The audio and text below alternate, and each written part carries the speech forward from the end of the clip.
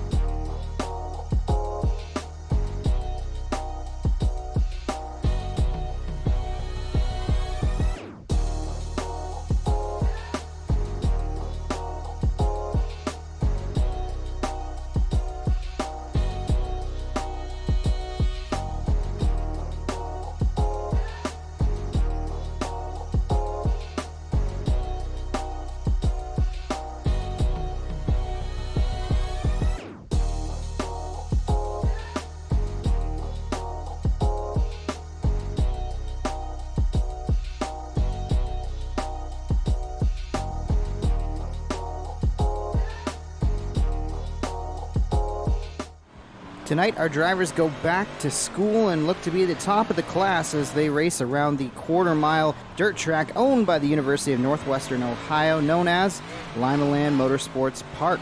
This will be the series' only stop at Limaland this season.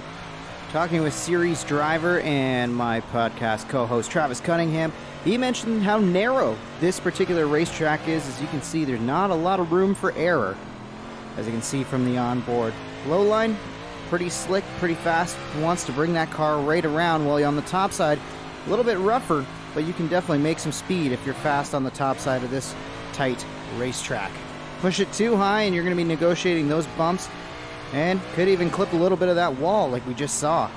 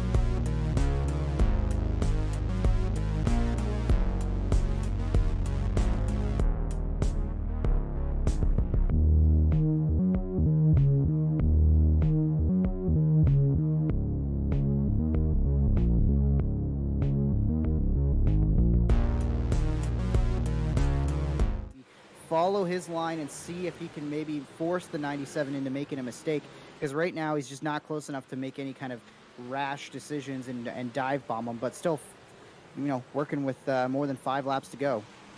And here they come to the backstretch. We'll go on board with the MDR Designs number 03. This is Matt DeRitter into the corner. Matt is so good with a big block on the short tracks. He got second at Cedar Lake.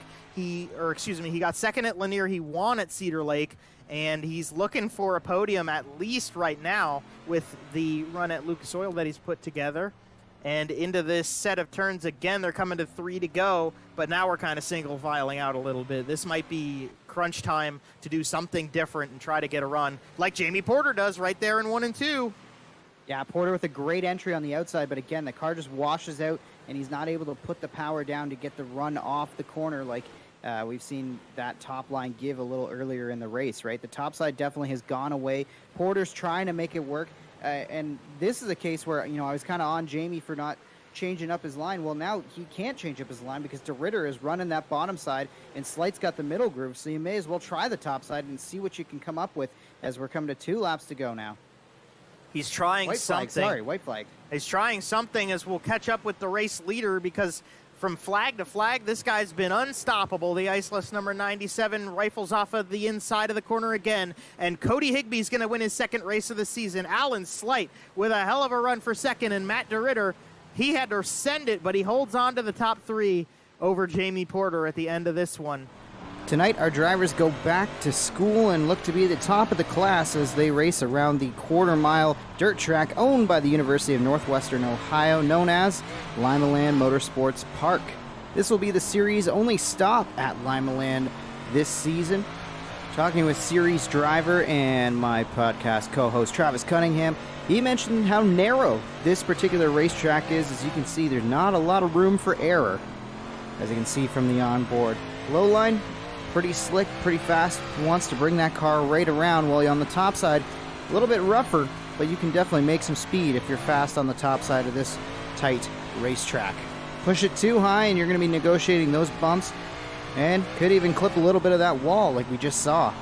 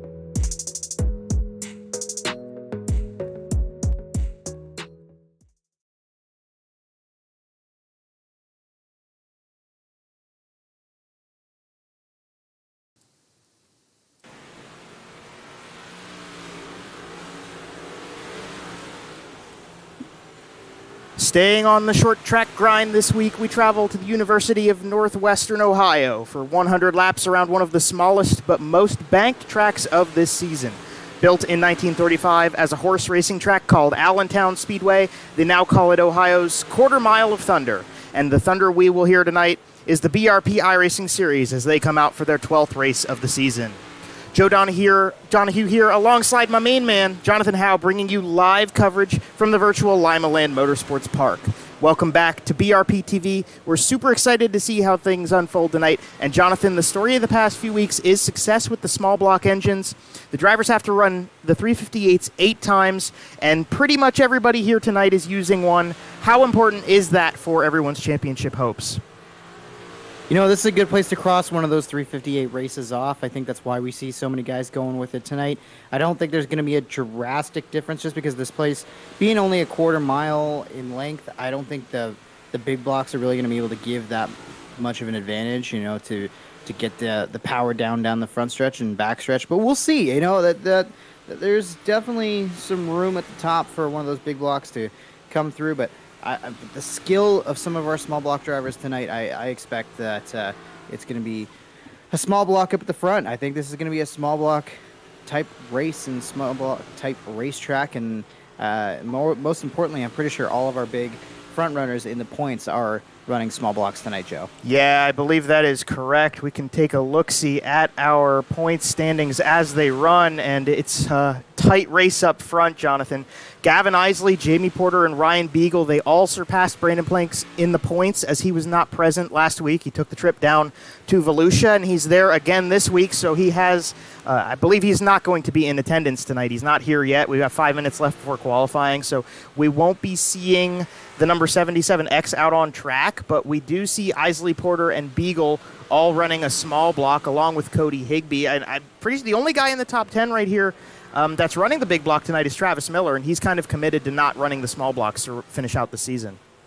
Yeah, it sounds like Miller's kind of just given up on going for the championship overall and just trying to get some wins and have some fun with the gang. So, I mean, there's still a little bit of time left if he wants to make the choice to go for the championship and get himself back into the picture that way. But I think it's going to be all about the wins for that 22 car for the rest of the year. And why not go for it in a big block tonight and see if you can get the jump on some of these guys. But again, I don't see how the big block is going to give that much of a drastic advantage like we saw at other places like Lucas Oil, the racetracks on the schedule. I think small blocks, they're going to be the ones to beat tonight.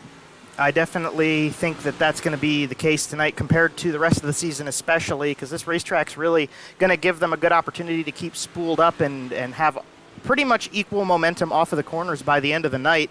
There's Pat Reiser getting it a little squirrely on the front stretch, and that's another part of this racetrack I think that's worth mentioning is how technical it really is just because of how much of a bull ring this track is. It feeds into the favor of those who know how to handle the throttle control of these modifieds, and I think the cream of the crop definitely rises to the top when you go to Limaland.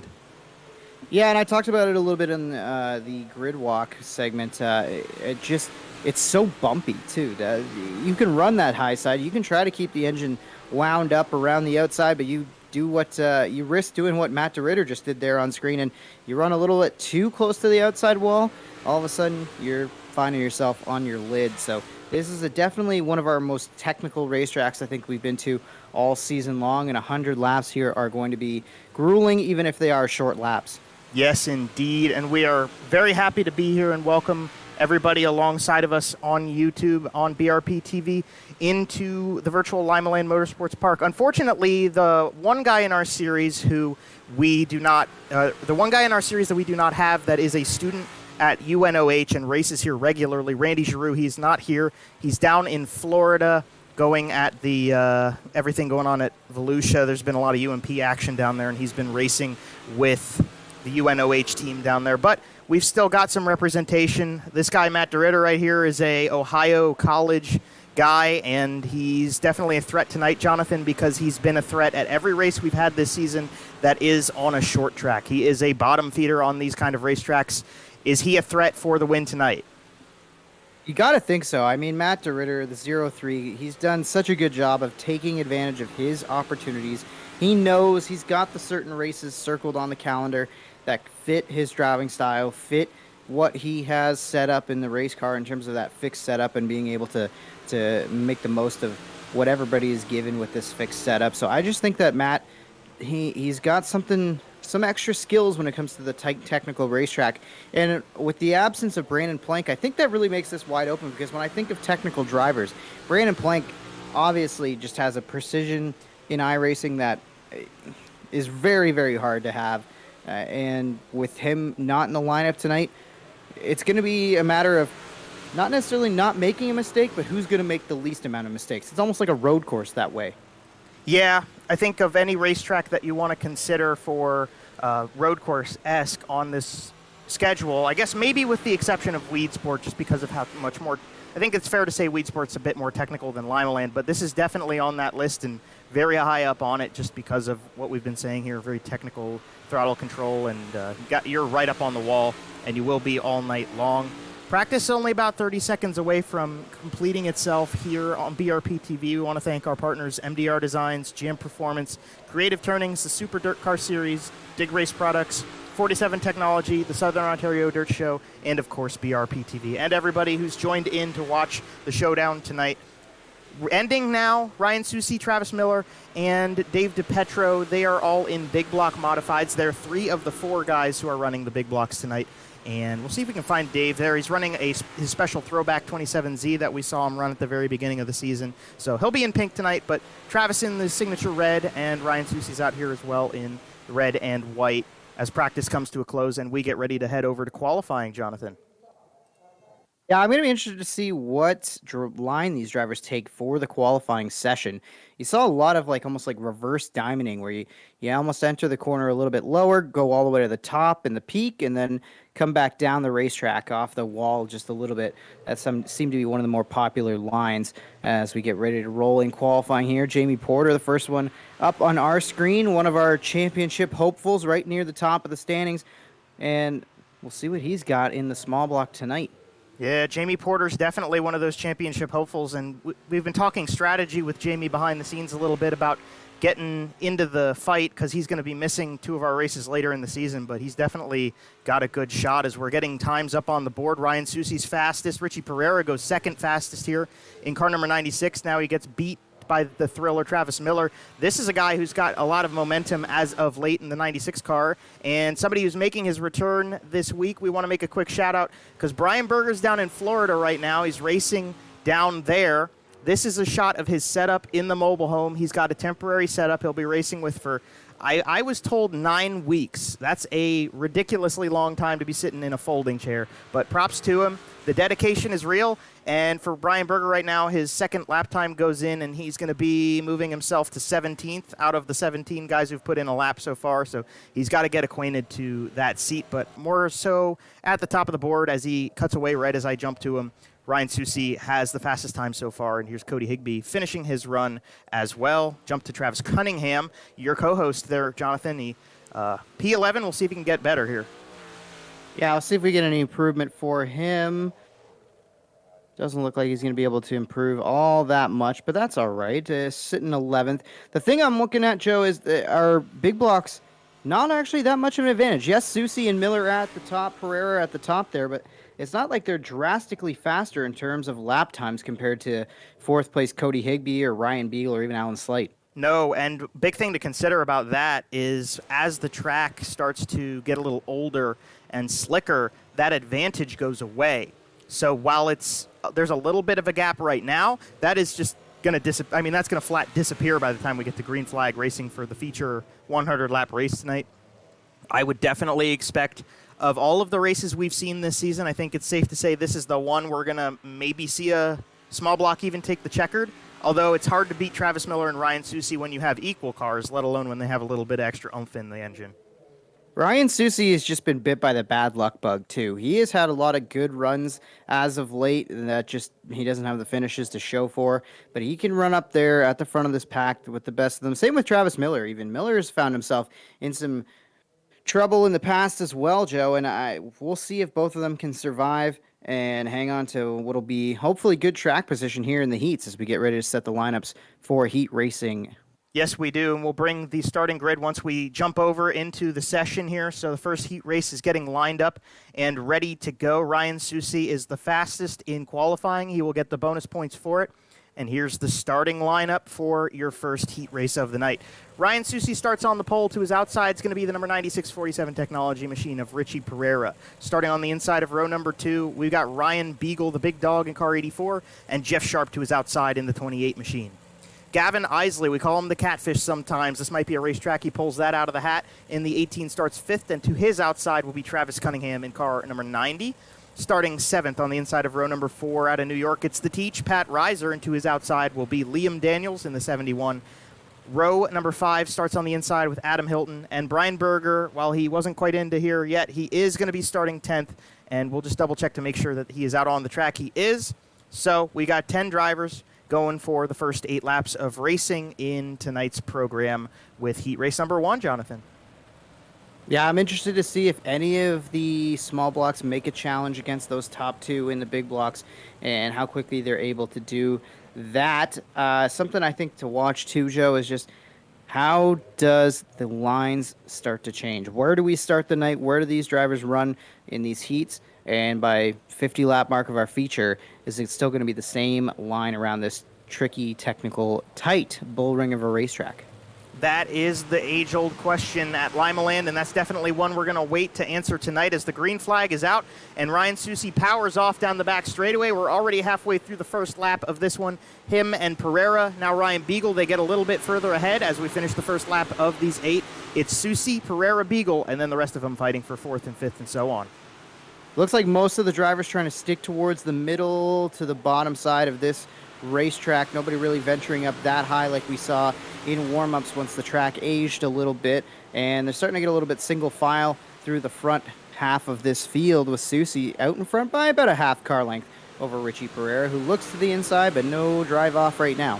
Yes, indeed, and we got the only battle out on the track right now is between Hilton and Reiser, and this is for P7, and a little bit of contact puts Liam Daniels up in the wall as well as Pat Reiser, going for a wild ride over here. Upside down in turn 3. Does this bring a yellow? No, he gets out of there before we have it. We stay green.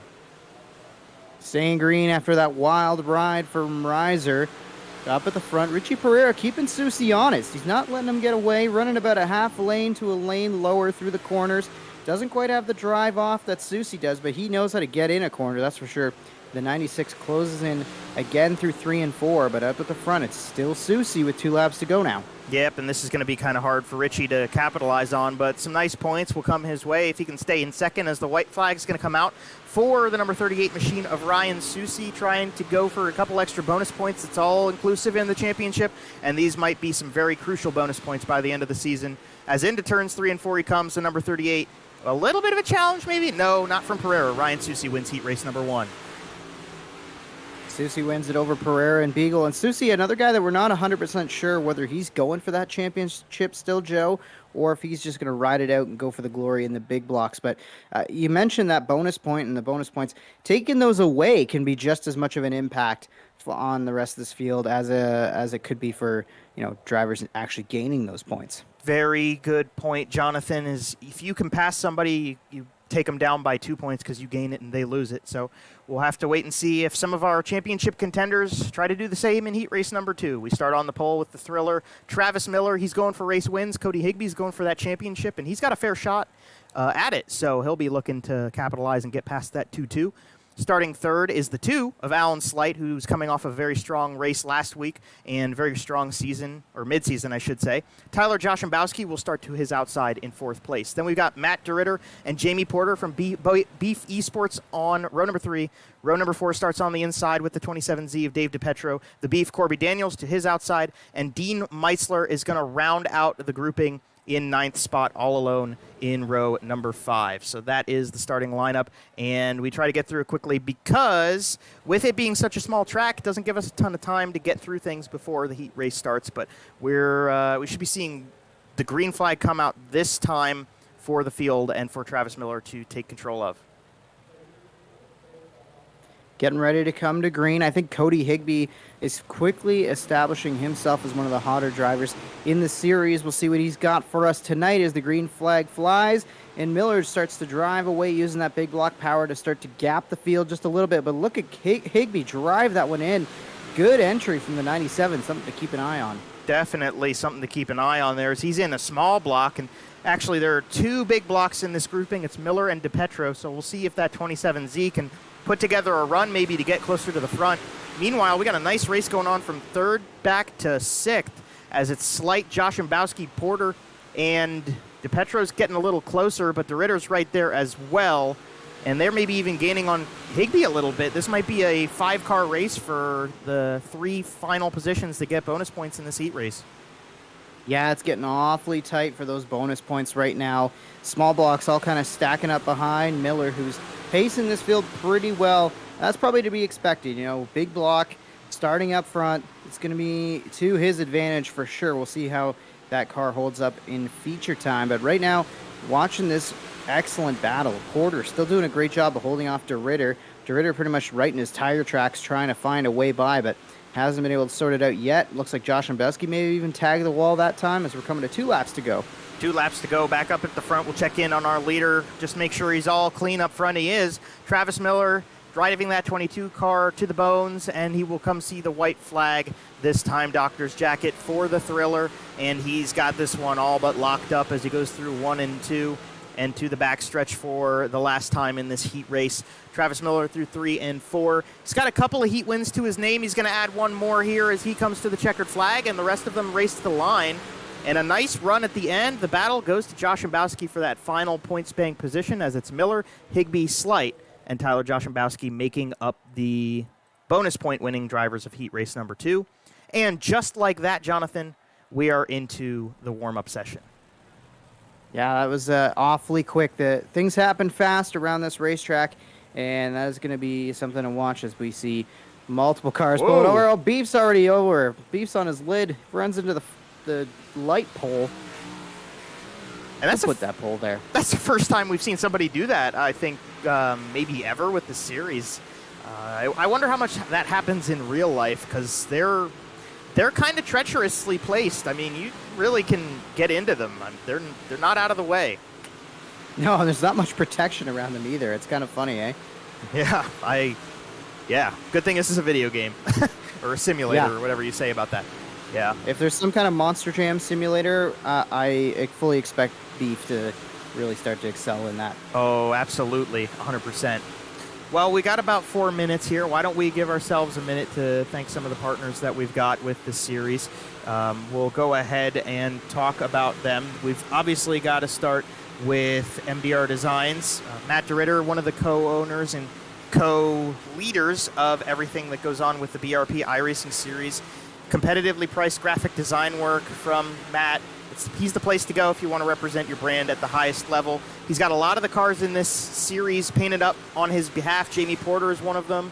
The Beef, Corby Daniels, Alan Slight, Tyler Josh Mbowski. All of those cars were done by Matt DeRitter himself, so you can go hit him up on Facebook and get yourself an appointment to get into a car that looks as good as Beef's does, even if it's paced in the wrong direction.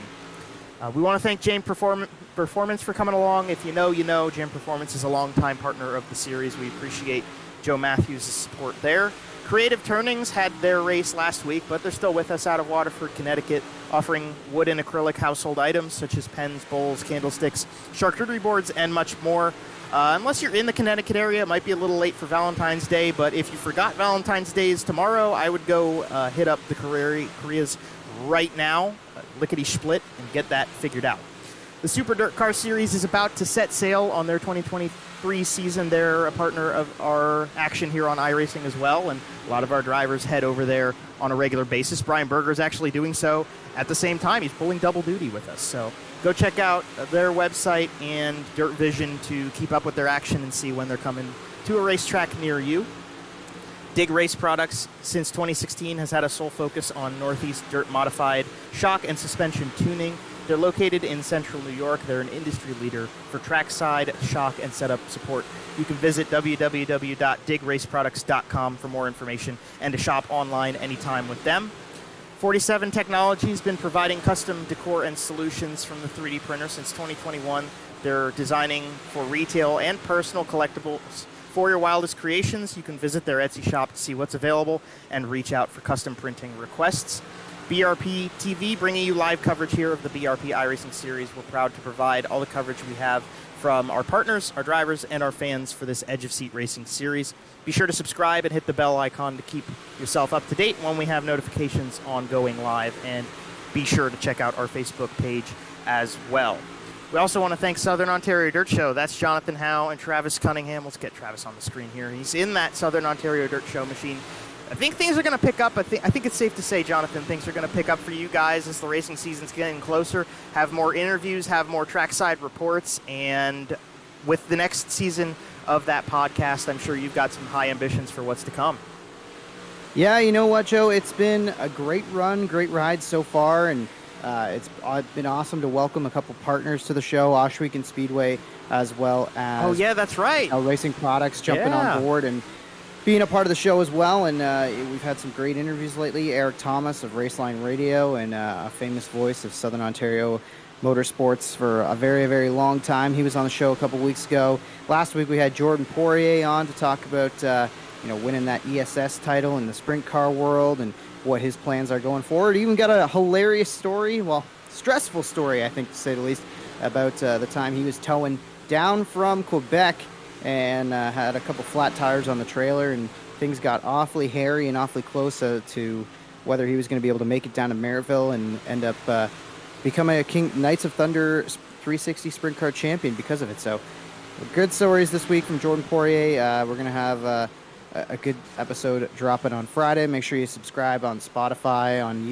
over on Apple Music if you use Apple for your podcast, or you can just visit our social media. I post a link to our website where you can listen to the show every single week and get caught up on past episodes. That's right. I forgot about you guys got Oshweek on there with you. I was listening when I was headed down. I had to take a coworker to the airport, saw that. I'm like, oh, yes, that's what I like to see. Oshweek supporting our guys here, Jonathan and Travis.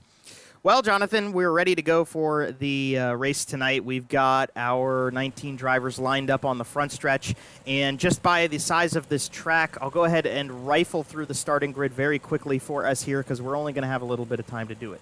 The pole goes to the number 38. Ryan Susi wins heat race number 1. Travis Miller to his outside with heat race number 2. We've got 2 red and black machines leading us to the green flag. Starting third place in row number 2 is the number 96 of Richie Pereira. To his outside will be a 2-time winner and defending from last week. Number 97 is Cody Higbie. Starting off on the inside of row number 3 is Ryan Beagle in car number 84. That's the big dog. And to his outside with a lot of momentum is Alan Slight in the 2 machine. Starting on the inside of row number 4, you've got Gavin Eisele, who's on the inside. That might be Catfish City for the 18. He's in the championship hunt.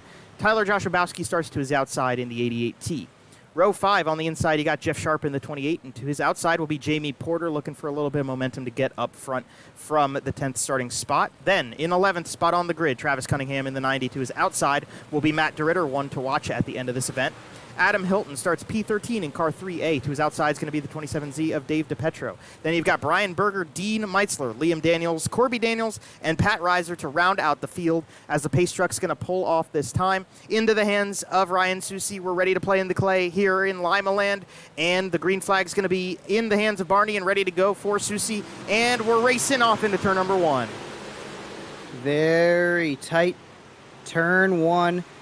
All these cars make it through seemingly fairly clean. We'll see how they negotiate 3 and 4 as Jamie Porter's already going way up to the outside of this racetrack and testing the limits of the facility. Of course, that warm-up session did a lot to work in the track, Joe, so that's why these drivers are automatically going up as higher than we saw them go previously in the heats. That's right. The track's kind of rejuvenated a little bit, so they're giving an opportunity to get up to the top side and have a little bit of grip up there. But, yep, it's worked in, and it's going to feed into the favor of the small blocks in due time. I mean, it's feeding into Cody Higbie's hands pretty well right now, and he's still running that small block power. You got Eisele on the bottom trying to catfish and feed on the bottom to get back up into the fight of things. But right now, the 3 big blocks leading the way. They're pretty securely leading it.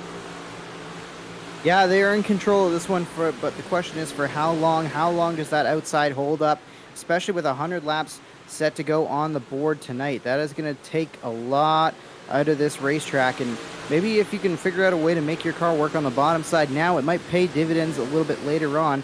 But for now, it seems like most drivers choosing to run the long way around right up against that wall. We'll see. Very small margin of error if these drivers keep it up.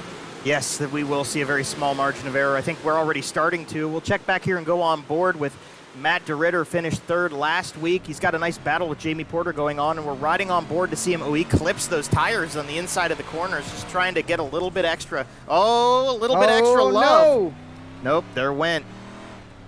We have a caution on board now with Porter, and I think we've got ourselves not too bad of an incident, but we've got ourselves the first yellow of the night. Yeah, close quarters racing gets the best of Jamie Porter between he and Matt DeRitter. You saw it on the onboard. We'll see if we can get a replay from outside the race cars and see just how close this incident actually was. Here you can see them riding side by side. DeRitter making the move to the inside.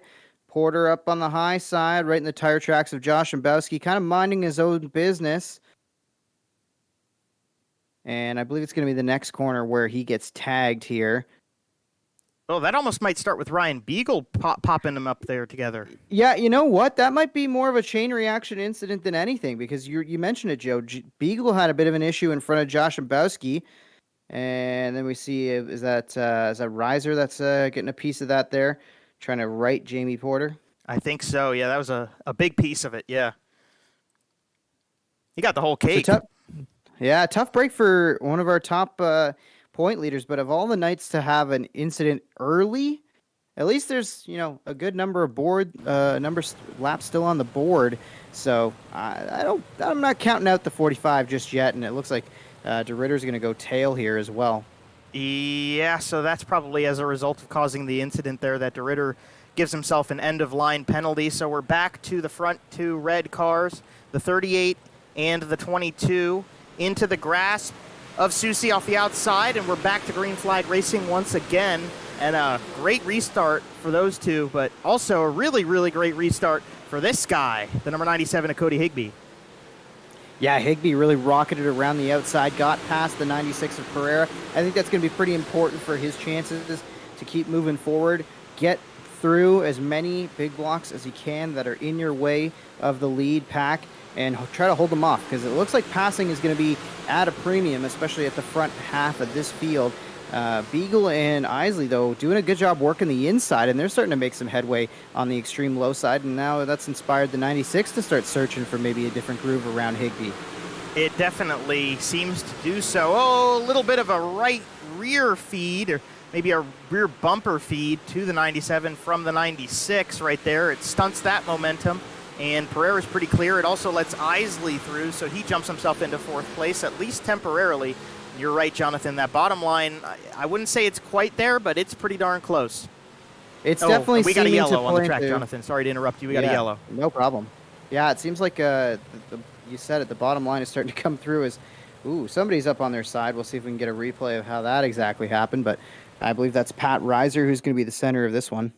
Yes, and this one's going to come back to Reiser getting a little squirrely on his own here. We're going to clip the end of the wall into turn number 3, and unfortunately a little wall ride, and it is a simulator. It is a video game. Things like that happen sometimes. Quickly switched over to figure skating simulator with that one. I think a pirouette there. Russian judge gives it an 8.5. Well, we'll get one more look at it quick, maybe from a little further back, to see if there's any play from Cunningham or Porter that has to do with this. Unfortunately for Porter and DeRitter, they really didn't make any momentum, make any moves to get moving back up to the front on those last couple green flag laps. Yeah, with so many small blocks in the field, the field is going to be exceptionally even. It really does look like this is just a 33 car making one of those mistakes that I talked about in the grid walk. It's awfully bumpy up on the high side of this racetrack, and those bumps, if you don't handle them correctly, can throw you out towards that wall, and all it takes is a little touch, and you end up on your side or on your lid like that. So we're getting ready to re-rack them, stack them up, and get ready to race again and see if anybody's got anything for these big blocks who have to be absolutely loving these caution laps.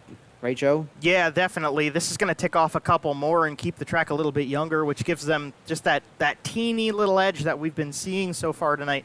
It's not much, but it is there. They have the opportunity, and the more caution laps we have, the longer that's going to last, and that might pay into the favor of these two red and black machines leading the way. A nice battle for the lead off the restart this time. Susie and Miller, they tried at it with each other, but now we go more single file again, and a nice battle shaping up back here with all the small block guys.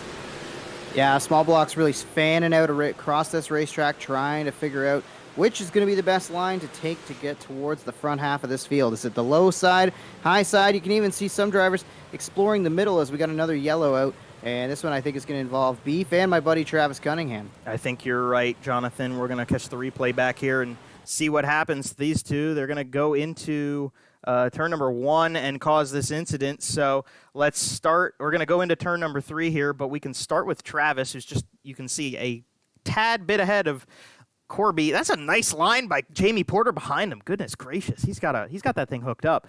Into turn number 1, this is where it's going to happen. Oh, this actually happens in front of them. Eisele gets pent up from Hilton, and wild ride for Travis Cunningham.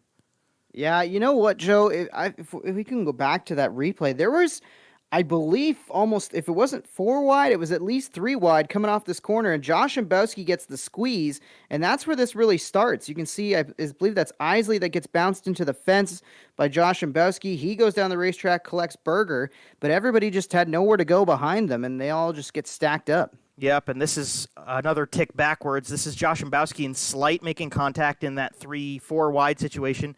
Eisele feeds into that. Cunningham and Hilton has nowhere to go. Cunningham has nowhere to go. Beef and Porter slide into that pretty quickly, and unfortunately, they're all going to get the blunt end of that. We're going to go yellow on a couple flipping and spinning cars once again, and we're about ready to go back to green as well. Guys, I think we're going to get a single file restart this time, Jonathan. Yeah, it looks like they're going to try to calm this field down, and probably for the best, because that's what we've seen. You know, these incidents aren't starting at the back, but the drivers who are at the back of this pack are the ones who are just unfortunately piling into things. So we'll see. Maybe a single file restart can let us log some laps, at least for the first little bit, and avoid the cautions breeding caution situation, as we're now a quarter of the way into this one, Joe. And still, so far, the big blocks have the dominant horsepower at the front of this racetrack. They do, and we should mention that Dave DiPetro, who is the 4th of 4 big blocks in the field tonight, as he has completed every small block event he has to for the season, he's now free to bring this big block to every race until we conclude the championship. He has made his way up to 6th place. He's kind of stuck right there now, as Ryan Beagle and Cody Higbie really do have the small blocks figured out. They have all season long, but it has given DiPetro an opportunity now to catch up to him, and he is capitalizing. Yeah, it will be interesting to watch Dirty Dave throughout this field and see if he can continue to work through. You know, that just goes to show the importance of having a good heat race and good qualifying. Even with the big block, he hasn't been able to just go straight to the front of this racetrack in 25, 30 laps. He's taken his time, and we'll see if he can get up and mix it up with these top 3. As there's a good battle for the lead starting to shape up. Susie holding on to the lead, but hasn't been able to quite clear and get away from Travis Miller, who's hanging right there with him. Just barely, as now we've got lap traffic. Corby Daniels is here, and he will stay to the bottom of the racetrack. Will allow Susie and Miller around the outside. Yes, he will. Good on him, letting them go and have their own race. Not that they're, I don't know. This is a battle, but it's a stretch to call it a battle because it's basically just running entire tracks together. Yeah, at this point, it kind of seems like they're almost drafting around this place. But I think what's really happening is Miller is pushing Susie and trying to see if he can get Ryan to make a mistake. Rather than trying to make a bold move that might cost him some time or space on the racetrack, why not just force Susie to be the one to make the mistake? Maybe he catches the outside wall, and maybe Miller can quickly dive to the inside and get by him, as it looks like they're going to put Travis Cunningham and maybe Pat Reiser down a lap next. Yes, so Cunningham stays to the bottom. Susie and Miller are pounding the boards up top. Cunningham will go low, but Reiser's up top. Will he duck to the bottom and let them through, or will they have to go around him? Passed into turn number 1. Susie has to go to the middle to get past the both of them, and he does so. Now it's Travis's turn. What's he going to do? Miller splits the D there and goes right up in front of Pat. good little slide job there to maintain the track position right behind the 38 of Susie. Right now, Miller, though, dropped back a little bit, maybe about 3-4 car lengths separating these two now. Miller seems to be faster, but I just don't think he's got the power to pass just yet. Yeah, so Travis has been very close to a tenth faster for a few laps here on Susie, but as you can see, it's started to fade now. I think we really had a big difference come from the lapped cars. We'll check back in with the battle for third place. Cody Higbie keeping Richie Pereira honest right now in the 96 car. These two have already touched once tonight, and I wouldn't be surprised to see more of it as Higbie goes to the way top. Pereira's trying to run the middle where there's still a little bit of grip. I don't know. It seems like the top is kind of the way to go still, even though Pereira's holding that spot. To have less horsepower and to keep up like Higbie's doing, maybe running those boards isn't that bad of an idea at this point. Yeah, I'm just curious, Joe, to see where the track really starts to wear away and what effect that has. Is it going to make these guys drift up and clip the outside wall a little bit more often? It kind of seemed like, as it looks like Higbie's going to go for a beautiful crossover move here. He'll go to the bottom side into 1 and 2 and try the slider up in front of Pereira. He's going to make it stick, but here comes Richie back in. Oh, no! Where did that come from? Whoa. Higbie into a car that was sideways in front of him. I believe that's Pat Reiser again that was involved in another incident there, and Higbie gets the worst of it. Yes, it is. And let's go back and check out what happens to Pat Reiser here. This is going to be a little bit of love from the 90 machine. These two lapped cars trying to race each other. They don't have to worry about traffic at this current moment, as we see on screen. They're kind of off on their lonesome, but trying to stay out of harm's way, and they're just going to come together at the same place. Bad timing for the two of them. Yeah, it looks like Reiser was exiting the corner a little bit lower than he normally has, and I don't think TC expected that. And he goes around, and there's just nowhere for Higbie to go, who was coming with a whole heck of amount of speed. And he puts Reiser on the lid, who's had a pretty rough night tonight. Pat Reiser in the 33. Yeah, and that is unfortunate for Reiser. It's also extremely unfortunate for Cody Higbie because now he's got damage on the front of that machine. You can see it on screen. He's got that front. I don't actually know what they call that piece on a modified. The nose plane, the dive plane, or just the nose of the 97 car is not there anymore. Wonder if that's going to show any sort of issues for him as we continue just past halfway. We will be just past halfway when we get the green flag back out here. So we'll have to wait and see. Does that 97 stay where he is, or does he start falling back now? Well, it's not going to help him to run into the back of our leader, Ryan Susie, on the restart, and that jammed him up a little bit more. But good start from Susie. Miller's going to have to deal with Pereira, though. Richie Pereira had a great restart from third, and he's keeping Travis Miller honest for that second spot. And so far, it doesn't look like Higbie's that affected through the corners, at least. He's able to keep it wound up, and he's going to try to get back past the 96 machine.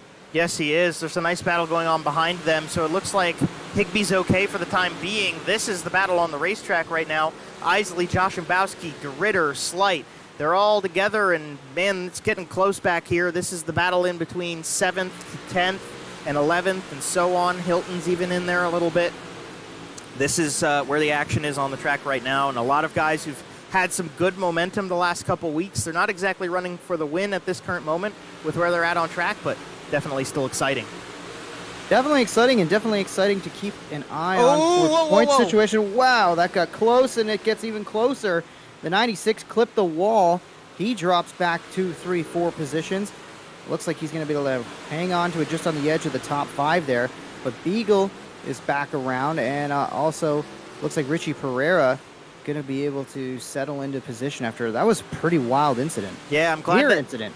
Yeah, I'm glad you caught that too, Jonathan. He did a pull of Logan Seavey right there and ran up on the. Oh, he's about to do it again. Yeah, he is really having a hard time driving that high side. And this is what I was starting to wonder, Joe, is the guys who have been running right up against the boards, is it going to start jumping out and catching them? Is that cushion going to wear away and they're going to miss their points of entry? I was almost worried about that with their leader at a couple points in the last run before that last yellow. I thought Susie was going to bang down the boards just a couple more times than he actually ended up doing. And it's chaotic in this mid-pack. Wow, this is truly the eye of the storm. Yes, it is. This is where the action's happening right now. You got Pereira there. He's already run up on 2 wheels on the catch fence. You got Slight and Josh Ombowski, Porter and Eisele. 2 of those 4 are right at the top of the championship standings. The other 2 have been very strong lately. They're all trying to stay out of the way of each other and avoid causing another yellow, as we've got 40 laps left in the Buckeye State Showdown tonight, and none of them want to be the cause of the next caution. They're all trying to fight inside between 6th and 10th, and they're even catching up to Dave DiPetro in front of them. You know what? I feel like maybe the 96 car is hurt just a little bit, because it almost seems like these guys are stacked up behind him. The bottom line has not come in yet like we thought it might. It's definitely competitive, but it is not as dominant to this point as we're coming up on, what is that, 62 laps into this one? If I'm reading that correctly, or is that 82, Joe? It's at 62, so we were going to have... That's what I thought. Yeah, I some got quick bad math. eyes. Yeah, about 35 laps to go if you roughly estimate with a little margin of error. They've caught back up to DiPetro. They haven't been able to capitalize on that, but Slight's giving Pereira a good run for his money here. That's the battle for 6th place. And even though Slight's not really digging to the bottom, he's kind of making that middle line work, and now maybe a little bit of a bobble on the top line could feed into the favor of the 2 machine, as the Slight Electrical number 2 goes for the 5th spot. Doesn't get it down the front stretch, but we'll try again. Eisele's even doing the same down low. DiPetro doing a great job holding on to that spot up on the high side, using the big block power to just get a better run off the corner and get back past the 2 car. And something to keep an eye on, Cody Higbie still up there in 3rd place, doing a good job with a damaged race car, not pressuring our leaders, but not under fire either from 4th place Ryan Beagle. He's just kind of minding his P's and Q's.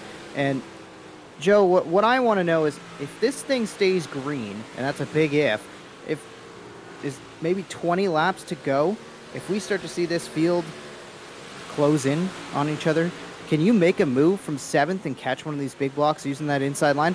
It hasn't happened yet, but I'm still thinking that maybe 20 laps to go, 15 laps to go, you might start to see that bottom really have the advantage. Yeah, I would agree with you, Jonathan. I think one of the biggest factors in that, from what I've seen tonight, I'm very surprised that we haven't started doing what Ryan Susi just did now, as I was about to call it out. We haven't seen many people use the bottom at all, really. It's just been very top dominant, and that's going to wear out the top side much quicker than the bottom, which means there's still a little bit of life down there, and it's only a matter of time before somebody's really going to capitalize on that. You're not really expecting to rubber in the top line, so when the bottom starts really having a bigger advantage, could we see maybe, I don't know about anybody else just because of how far ahead Miller and Susi are, but if Travis starts getting a little creative, he might have an opportunity at Susi at some point here, depending on when he starts digging down low.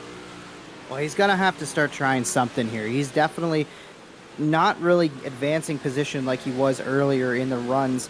He kind of just settled into 2nd spot on an island by himself. He's not closing in and within striking distance, but he's not under threat from Higbie at all. He's just kind of riding there. And the other thing to talk about too, Joe, is that if this keeps going green, what happens if we get some lap traffic? Does that mess up Susi just enough to let Miller close the gap and maybe make a move? Well, we've already seen a few guys in that picture, but they were Cunningham, the Beef, Dean Meitzler. They all kind of got out of the way of them. But when we start getting really farther in, and I think we're actually about to get there. So now what we've got is a 3-wide situation in front of your leader, Sharp, Josh Ombowski, and Hilton, with DeRitter and DiPetro. And they're all right in front of this guy, as we got about 25 laps to go, a little less than. It is time to see what that does to the number 38 car. Oh, Hilton got a little whirly, and we stay green. No trouble there. Yeah, Hilton clips the outside wall, looked like there, and he's going to drop back off this battle at the back half of the top 10 area. It's pretty wild to see, Joe, just how strong the big blocks are. I did not expect them to be this dominant, but now we're into lap traffic, and these guys are not going to want to give up track position for anything.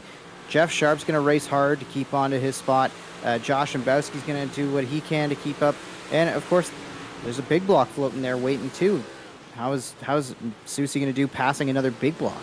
Well, they pass the Beef, and he's trying to get Sharp. There is the 27Z. That's the big block power of Dirty Dave. Yeah, it scared me a little bit there when they were getting close to each other in turn 1. But the power difference being non-existent between the 27 and 38 car, that might be a big factor, as I believe we are seeing that gap close with Travis. There was about 2 seconds at one point. We're now down to a second between the 38 and 22. So, yes, this is a huge factor in things, and under 20 to go now. Travis Miller maybe getting a little bit of a lucky hand here. Yeah, we'll see. If they can keep it green, this could play perfectly into the 22's hands to set up a late race heroic run. And right now, DeRitter, he's running 9th, so that's not bad, but I think we both kind of expected maybe a little bit more from the 0-3, and I think Matt probably expected a little bit more of himself as well from this one. Surprised he's not further up. Jamie Porter's rebounded to be right up in front of him in 8th position, hasn't been able to get really much further up through the field. Gavin Eisele there in 7th, so a lot of our front runners in the points, not necessarily at the front half of the field. Cody Higbie and Ryan Beagle, obviously the best of the championship contenders right now, running 3rd and 4th, Joe, but this race, there's some points being left on the table. Yeah, and it does seem to... it surprises me that Ryan Susi isn't a factor in the championship. I know he's missed some races, but even still, I mean, he's had some really great runs so far this year, and I think this is definitely going to put him up there a little more, that we might talk about the 38 car, but yeah, you're right. I mean, of our championship contenders, it's Beagle and Higbie that are capitalizing. Alan Slights had a good run the last couple weeks. This may be feeding into the favor of putting that 2 car further up in the point standings. But yeah, it's just going to be a game between Porter, Eisele, and the rest of them. You know, they're running in the same spot, or the same area rather, between these 2 cars. It gives the 2 of them a nice race here, and they can fight for the single championship spot between them. But yeah, Ryan Susi, Cody Higbie, Ryan Beagle, they're all going to be gaining a lot out of this race tonight. Yeah, Ryan Susi doing a good job negotiating this lap traffic. It's gotten a little bit hairy more than a few times as we're coming up on less than 10 laps to go now. Good stuff from the 38. Just really putting together a solid race. Every once in a while, I think he's caught the fence with that rear end and maybe hurt the car and through 1 and 2, but he doesn't seem to be that bad. He's kind of figured out how to Darlington stripe it almost, if you will. Yeah, that's the way to get around at this point, it seems. That the guys who go up to the top side can run a line like that and get a little bit of the wall to push them off the corner.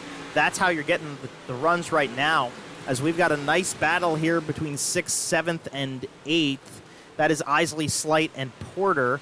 2 of them running in the championship, and 1 of them arguably coming into the championship looks, as this is the best battle on the racetrack, aside from the leader trying to dodge traffic. And Eisele catfishing, bottom feeding. Slight goes up high. He keeps banging the boards Darlington style. Porter runs the middle. They're all accentuating the best parts of each of the lines in this racetrack right now. Yeah, really interesting stuff to watch amongst this battle here, and it's a battle that's not too far in front of our leader, Ryan Susi. So if these guys do make a mistake with these close quarters racing, and don't look now, but it looks like Travis Miller may have closed in a little bit. I don't think it's going to be enough. He's going to need a lot of help here in the final 5 laps, but he is closing on our leader, Ryan Susi. He is closing. He took about 0.2 of a second out of the lead. It has since gone back up to a second between the 2 of them, as they'll come to 3 to go this time. The beef down low. We got that 3-wide battle right in front of your leader. There they were across the screen. And Susi, he's still holding the run he's got on Miller, but if he gets caught up to these 3 cars in front of him, and Miller maybe could capitalize on something, I don't know. This isn't over yet, Jonathan. No, far from over in this one. Anything can happen, especially with this 3-wide battle for position in front of our leader. Oh man, this has got to be a bit of a breathtaking moment for Susi. Do you just kind of ride here? You know, you've got the comfortable lead. You don't have pressure at the back. Maybe just take it easy this final time around. Well, Travis Miller tried the bottom that time to see if it would help him. It did not. And through the final set of corners, he's in the clear. Ryan Susi is going to take the Buckeye State Showdown, and he will win over Travis Miller. Cody Higbie is going to come home in 3rd place with the 97 car. And let's check in with this nice battle between these 3-4 cars even to the line. Slight's going to get the best of the both of them, and Alan Slight's going to secure himself 6th place. Good run from the 2 car there at the end, but pretty good race through the mid pack. But up at the front, it was the Ryan Susie show. He was the dominant car. That's the kind of stuff that I'm used to seeing out of Ryan Susie, and that's what made him a co-champion of Merrittville Speedway last season in the small blocks. But it's tonight the big block that pays dividends for the 38. Yes, it does. We'll give them a second to get themselves onto the front straightaway here. Your top three drivers, that is. We're looking for Miller, and there he is. We'll see if he got himself in line somewhere he liked. Yeah, they're getting themselves lined up. We'll let them get in and out and into the booth here. And Ryan Susie going to be pretty happy with this win. I think we're going to send him down to you, Jonathan. We got him live. Ryan Susie, it's Jonathan up in the booth. You got a copy? Yeah, loud and clear, bud. What's happening? How about that one, brother? You absolutely cruised tonight, leading 98 laps. You started first. You ended up first. Just talk to us about what was a very dominant drive in the 38 tonight. Well, I haven't done enough small block races, obviously, this year, and I just wanted to win one. So I've been running the big block as much as possible, trying to get a win, and I think it was the first time I've won ever in this deal. So, yeah, now I guess I can run small blocks the rest of the year. We got the win out of the way, but kudos to Trav for at least the first couple laps. We did a couple sliders back and forth, and then I just kind of watched the gap on the telemetry, how far back he was near the end there. And I seen he was charged in the last 10, and I kind of found something right probably 6-7 laps to go where I kind of got that gap going again. But it was a cool deal. Actually, it was really, for the most part, it was pretty clean and green race. Usually you don't have that, especially at a small track like this, but great group of guys, beast assembled an awesome cast of characters, and it's a lot of fun racing on Monday night. So thanks to Beef and everybody, you guys up in the booth, and everybody at BRPtv, JM Performance, MDR Designs, just all the people that support this series and let us come out and have some fun on Mondays. So, Ryan, you talked about it a little bit there, hinted at it. Are you going to try to pursue this championship and get back in trying to run all the small blocks that you might need to for the rest of the year?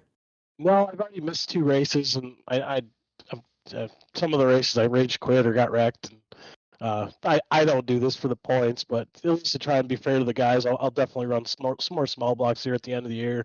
I just want to get a dub more than anything. I just want to win one race, and then I can go back to running my normal 10th to 15th. Well, you got the win, and there was some hold your breath moments. It felt like when you were up at the front of the field, especially with a 3-wide battle for position in front of you. When even in a racing game like this one, do you kind of pace yourself just a little bit to stay out of a battle like that and maybe avoid trouble, or were those guys just in front of you? You just didn't want to mess with that fight. Right until the end, I was actually trying to pass. I think the 28 there is Sharp.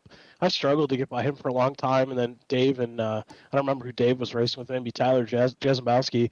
Those guys were kind of showing me some different grooves to run, and it's kind of why I changed my lineup a little bit at the end. And then probably the last 5 or 6 laps there, I was watching the gap back to Miller, and I knew I had a decent gap, and he wasn't catching me. So right at the end, I kind of just pumped the brakes. I didn't want to get too bad. It was a little bit of a hornet's nest in front, but it's a lot of fun racing with these guys. I enjoy it, and hopefully next week maybe we won't do so bad next week either. Well, awesome. Thanks for taking the time. Congratulations on the win. Ryan Susie, the big winner tonight at Limaland. Well, that's good to see. I'm glad to see Ryan pull off that victory. Kind of been looming over his head for a while. He's a very strong driver in this series all the time, and unfortunately it's taken him a little while, but he still got there. He still got that win in, so good on him. Guy who has not gotten that win in yet, but he's definitely looking for it, and he's really changed his strategy this season to shoot for it, is Travis Miller, and we've got him here in the booth. This is Joe Donahue. Travis, you got a copy, boss? Yeah, I got you. Bang. Well, Travis, a hell of a run tonight. You and the 38, that's 2 black and red cars leading the way. Very dominant the whole night long. Talk about the difference between big blocks and small blocks from your perspective, because on track it seemed very stratified compared to what we were expecting up here. Yeah, I really thought it was going to even out more towards the end of the race there, but I guess the big blocks just had too much power. I guess when you're ripping around the top, it don't really matter when you get your momentum up. I mean, I was about half throttle around the whole racetrack. I didn't really get all the way out of it at all. So yeah, it was unfortunate for them. I mean, it kind of makes for little bit more of a boring race up front, but I can't complain. Definitely not worth complaining for a second place run like that. And the whole night, you're up at the top of the track. You mentioned kind of staying in the half throttle there. We saw you at the very end kind of send a Hail Mary to the bottom, but did you ever see anything out of the bottom that gave you some glimmers of hope down there? Or what was it like just going through 100 laps with the top being the dominant line? Yeah, I was kind of hoping that the bottom would come in a little bit, but nobody really, like when we were lapping cars and they were all racing together, I didn't really see the bottom like panning out that well. Like everybody that was getting past was on the bottom even from the small blocks or on the top. So I didn't really want to go down there and risk it. And I was kind of sticking with Ryan, and then I made a couple mistakes, and then I'd lose 5-6 cars, and I'd gain it back, but I just wasn't able to get a line that was working for me, and he just hit the exact same line every time, and I tried like 4 or 5 different things on the top, and I could keep pace with him when I was so far back, but I couldn't gain anything on him, so it was really frustrating the last 50 laps. It's a tough looks for when you can't really get that momentum back. But talking about momentum, this is definitely something that's going to feed into your favor. And it's worth noting this is the short track of the season. And then we head over to the big track of the season, Port Royal. Do you see yourself having any more of an advantage or potential for a race victory at a big track? Or do you feel the small tracks kind of feed into your rhythm and style a little bit better? What are your looks on Port Royal next week? I'm not too sure. I didn't run that great there when we ran there earlier in the year. I think the small tracks are just more fun because it doesn't really come down to how smooth you are. Like it did tonight, obviously, but when there's a lot of cars that are up front, you're kind of banking on guys making mistakes up top, and Ryan just didn't make any tonight. So hopefully, we can get some practice in and go to Port Royal next week and have a good smooth race. But that's a big track, and it's pretty technical when the top gets real bumpy late in the run. So we'll see what we can do. And to send you off for the night, who do you have to thank and shout out here on the broadcast for everything behind that 22 car and your nice run into the podium tonight? I just want to thank Garden City Detail, Beefer for putting on the league. He deals with a lot of stuff week in, week out. Jam Performance and Beef Esports. And thanks to you guys for being in the booth. It always makes it exciting to watch. Well, we appreciate it. Travis, congratulations on the run tonight. We'll be watching to see you go get Adam, the Dragon Slayer, maybe taking on the Speed Palace next week. Yeah, thanks, guys. And that's Travis Miller, second place tonight. Wanted a little more out of it. I think that's fair to say, but not too shabby in that 22 car as we get to go head on down to this guy and the highest finishing small block. And actually, Jonathan, I do believe he's the first person to finish in a podium with a small block this season, so I'll hand him over to you. This is Cody Higbie. Cody Higbie, it's Jonathan Howe up in the booth. You got a copy? Yeah, I gotcha. All right, brother. Well, congratulations. You ended up third tonight in the small block. Were you expecting the small block to maybe have a bit more of an even advantage when this thing was going to shake out towards the end against those big blocks? Yeah, I really needed a restart or something there at the end. I think I had something for them guys, but I don't know. They were gone. They were at like another pace. So, I'm really happy with this third place finish. It's really good for the points too, especially. And I only have one more small block race to run, so that's good too. Yeah, crossing off those small blocks. Towards the end of that race there, things got a little bit hairy when some lap cars got in trouble in front of you, and you kind of ran into Pat Reiser there pretty hard with the car. Did you feel the damage from that incident at all, or was it just kind of the same driving performance after once the race got restarted? Yeah, I feel like I definitely got lucky. It was a short track, and I didn't really notice it. But it told me I had wheel damage, so I don't know. I don't know if it affected it. It's hard to say, but yeah, lap traffic got really interesting, and I had Ryan Beagle on me, and he's a really clean racer, so I can't say enough about him for running me clean. Yeah, the big dog ran you pretty clean, and he's going to be another guy that you're competing against in the championship fight as we take another week off. This one as we're getting towards the end. Who do you want to thank for a strong third place run tonight, Cody? I want to thank you guys, as always, for putting this on, and everybody on my car, all my friends and family that support me. Cheers, that's Cody Higbie, the best of the small blocks tonight, ending up in third position.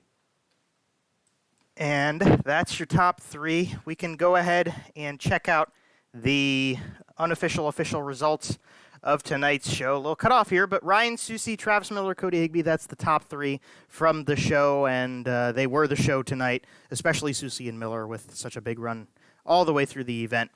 Ryan Beagle ends up P4, so another great performance from the big dog in the small block. That's how you win championships when you've got this sort of setup, and he's got himself in pretty good position to contend for it. Richie Pereira in the big block ends up P5 as well for the 96 car, so he's continuing a good run of momentum in the midseason. Alan Slight, not quite the second place of last week, but definitely a hell of a run for him and the Slight electrical machine. He's definitely getting his way back up into the top 10 in points. Jamie Porter, fighting for points. He did do better, one spot better than Gavin Eisele, who was his main competitor coming in championship-wise, at least where he ended up on track. Eisele 8th. DePetro got 9th. He brought the big block power out. He was up front a little bit further at the end of this one. He's going to be a lap down, and the first of the lap down drivers with Matt DeRitter right behind him in 10th place. Somebody I think we were expecting a little bit further up in the standings, but top 10's not too shabby. Not bad at all, but Jeff Sharp ends up 11th in that 28 machine. Tyler Joshimbeski, 12th.